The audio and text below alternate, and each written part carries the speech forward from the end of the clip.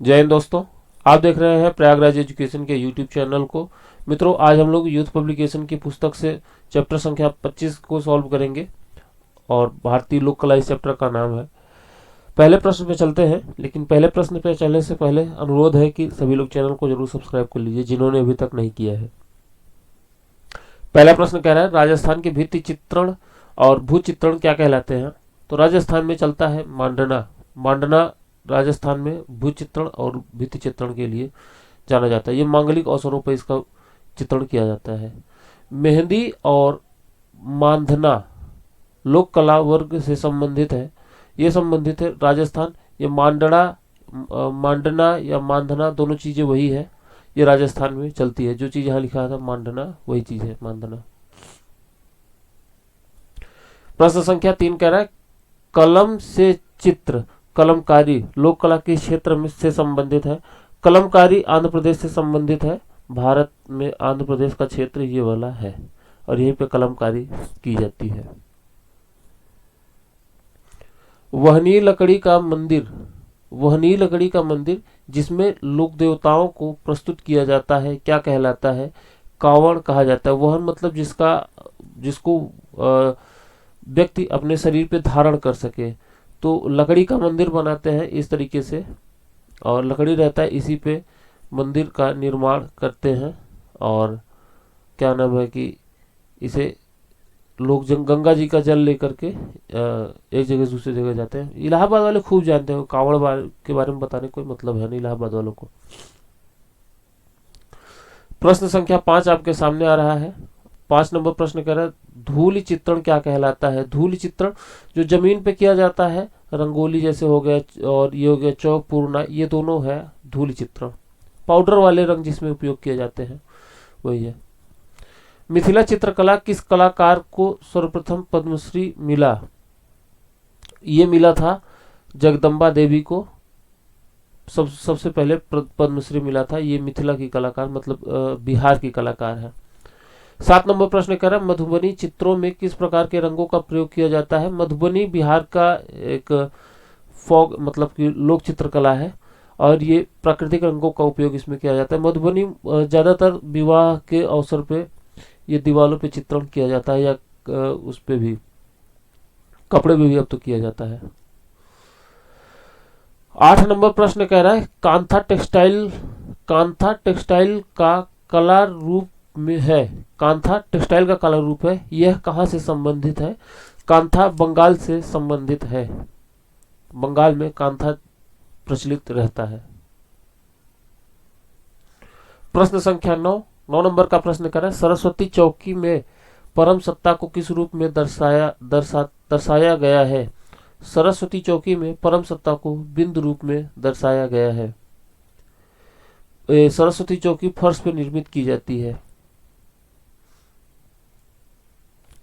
प्रश्न संख्या 10, फड़ चित्रण किस प्रदेश में होता है? तो फड़ चित्रण राजस्थान में किया जाता है। फूलकारी किस प्रदेश की लोक कला है? फूलकारी पंजाब की लोक कला है। पंजाब की एक प्रसिद्ध लोक कला है फूलकारी। 12 नंबर का प्रश्न आप सभी के सामने, सांझी किस राज्य की लोक कला है? सांझी उत्तर प्रदेश की लोक कला है। ये मथुरा क्षेत्र में की जाती है। ये लोक कला ये भूमि पर बनाई जाती है। विजय और मोहन इसके प्रमुख कलाकार हैं। ब्रज में कृष्ण की उपासना हेतु किया गया आलेखन सांझी लीला कहलाती है। 13 नंबर प्रश्न कह रहा है कि गोदान क्या है?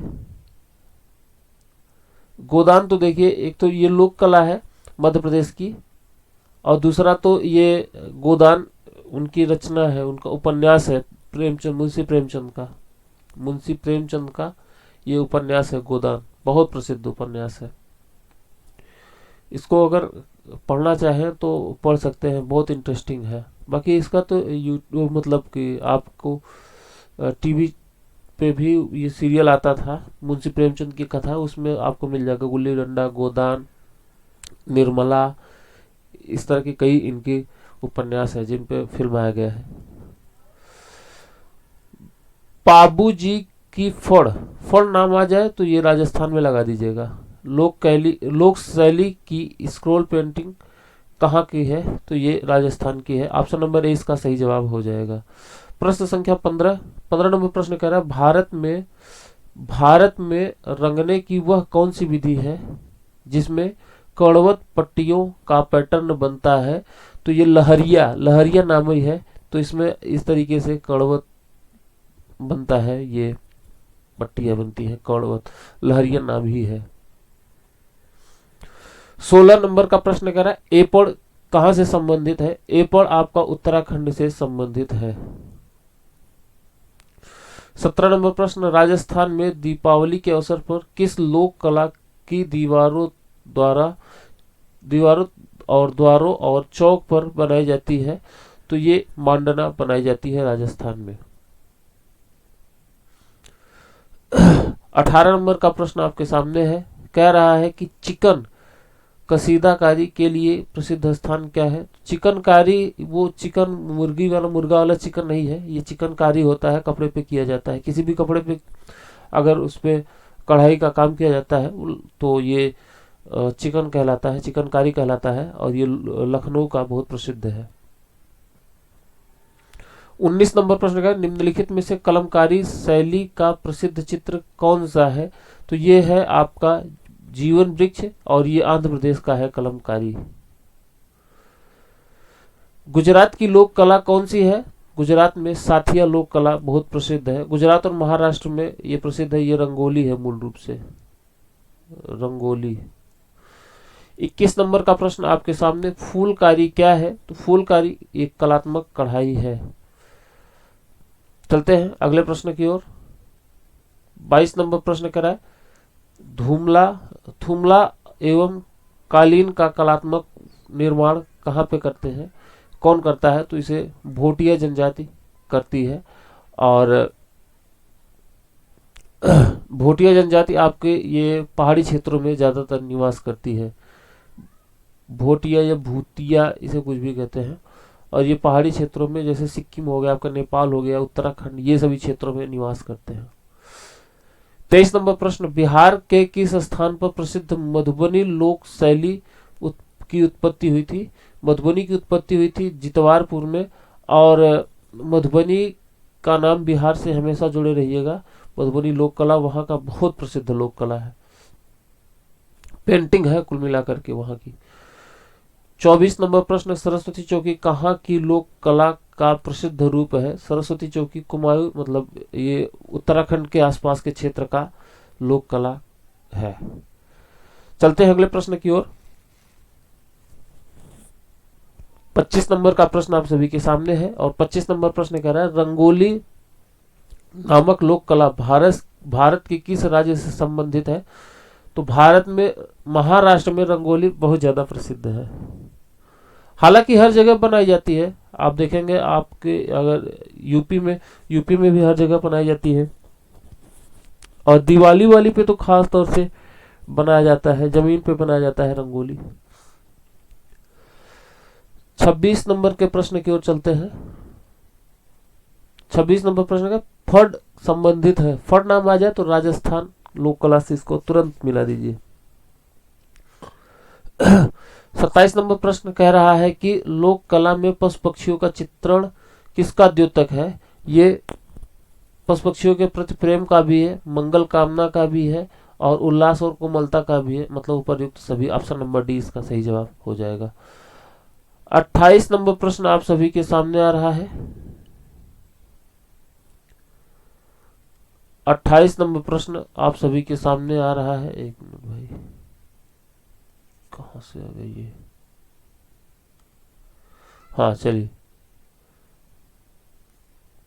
मधुबनी शैली किस राज्य में विकसित हुई, तो ये बिहार में विकसित हुई है, जितवारपुर में। ऑप्शन नंबर सी इसका सही जवाब हो जाएगा। 29 नंबर प्रश्न आप सभी के सामने मधुबनी चित्र किससे संबंधित है, तो मधुबनी बिहार राज्य से संबंधित है, जितवारपुर से ये इसकी उत्पत्ति हुई है।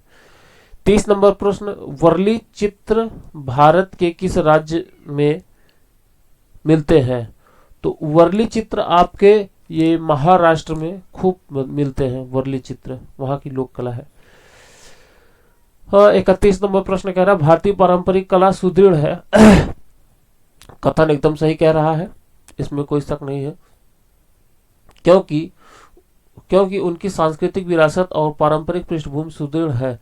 दोनों सही है, ए और आर। ऑप्शन नंबर 20 का सही जवाब हो जाएगा। चीनी मिट्टी के बर्तनों के लिए कौन सा स्थान प्रसिद्ध है?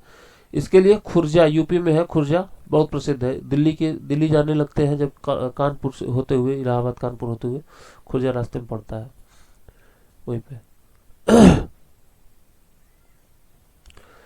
33 नंबर प्रश्न, कौन से पर्व में रंगों का सर्वाधिक प्रयोग होता है? इसमें तो दिवाली, रक्षाबंधन, ईद और बैसाखी। इस प्रश्न के अनुसार तो दिवाली होना चाहिए, बाकी अगर होली होता तो होली हो जाता। ऑप्शन नंबर ए इसका सही जवाब हो जाएगा। 34 नंबर प्रश्न, कौन इनमें से कौन बनारस के प्रिय गायक है? बनारस के प्रिय गायक है छन्नूलाल मिश्र। 35 नंबर प्रश्न, आनंद सिंह श्याम का संबंध किस जनजाति की कला से है? आनंद सिंह श्याम का संबंध है गोंड जनजाति से। उत्तर प्रदेश में भी और उत्तराखंड में खूब पाए जाते हैं गोंड जनजाति। 36 नंबर प्रश्न, निम्नलिखित स्थानों में से कौन सा स्थान चिकनकारी के लिए प्रसिद्ध है? जब चिकनकारी नाम आ जाए तो आगे पढ़ने की जरूरत ही नहीं, लेकिन फिर से पढ़ लीजिए पूरा। जो कढ़ाई की एक पारंपरिक विधा है, ये उत्तर प्रदेश के लखनऊ में होती है। 37 नंबर प्रश्न कह रहे निम्नलिखित में से कौन सा उत्तर भारत का शास्त्रीय नृत्य है? तो अभी देखिए यहाँ पे तो पहला ऑप्शन कथक दिख रहा है। कथक और कथकली में बड़ा लोग कंफ्यूजन में पड़ जाते हैं, तो कथक याद रखिएगा ये उत्तर प्रदेश से है और कथकली आपका केरल से है। ऑप्शन नंबर ए इसका सही जवाब हो जाएगा। कुचिपुड़ी आंध्र प्रदेश और भरतनाट्यम भी आंध्र प्रदेश का है। भरतनाट्यम तमिलनाडु का है। 38 नंबर प्रश्न आपके सामने है, लोक कला नृत्य के रूप में बिहू, बिहू नाम आ जाए असम में तुरंत लगा दीजिएगा, को भारत का कौन सा राज्य मनाता है? तो असम, ओसाम लिखा है, असम होना चाहिए।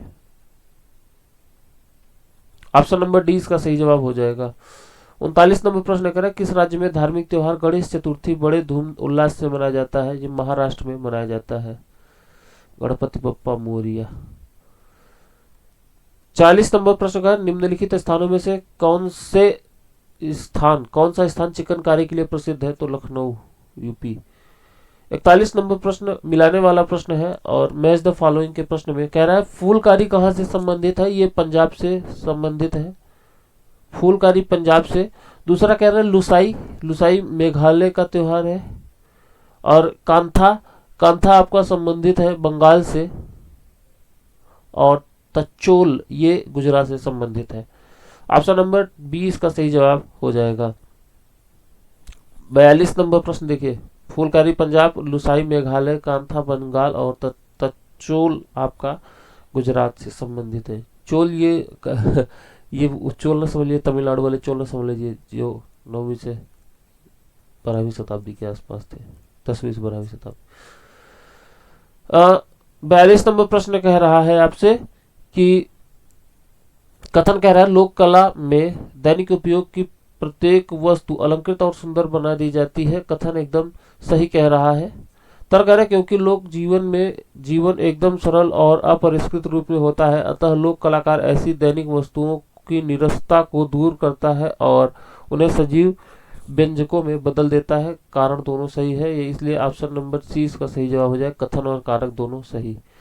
43 नंबर प्रश्न कह रहा है चिकनकारी कहां से संबंधित है? चिकनकारी किससे संबंधित है? तो ये वस्त्र कला से संबंधित है। इस चैप्टर में 90 प्रश्न है, आधे आज करा लेंगे आधे कल, तो 43 प्रश्न हो गए हैं। आगे के प्रश्नों को कल हम लोग सॉल्व करेंगे, ठीक है। मिलते हैं अगले वीडियो में। अपना ख्याल रखिए, चैनल को सब्सक्राइब करिए और अपना सपोर्ट प्रदान करिए। जय हिंद, जय भारत।